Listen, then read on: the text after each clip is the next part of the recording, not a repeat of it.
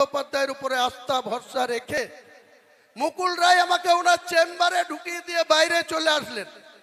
সাক্ষী শুধু তার গৌতম সান্যাল আর তিনি নিজে।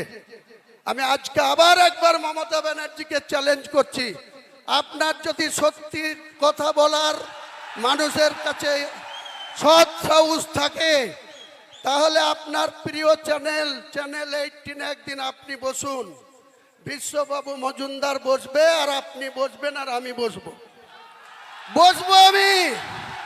আপনি বাংলার মানুষকে কতটা মিথ্যাচার করেন সেদিন প্রকাশ পাবে, বাংলার মানুষ দেখবে, ভারতবর্ষের মানুষ দেখবে যে আপনি মানুষকে ইউজ অ্যান্ড থ্রো, কাজের সময় কাজী আর কাজ ফুরালে পাঁজি। কতদিন আপনার এই শক্তি থাকে? মমতা বন্দ্যোপাধ্যায়কে আমি চ্যালেঞ্জ করছি, আপনার সৎ সাহস থাকলে, সততা থাকলে আপনি বিশ্ববাবুকে ডেট দেন, আপনার সময় মতো বের করুন।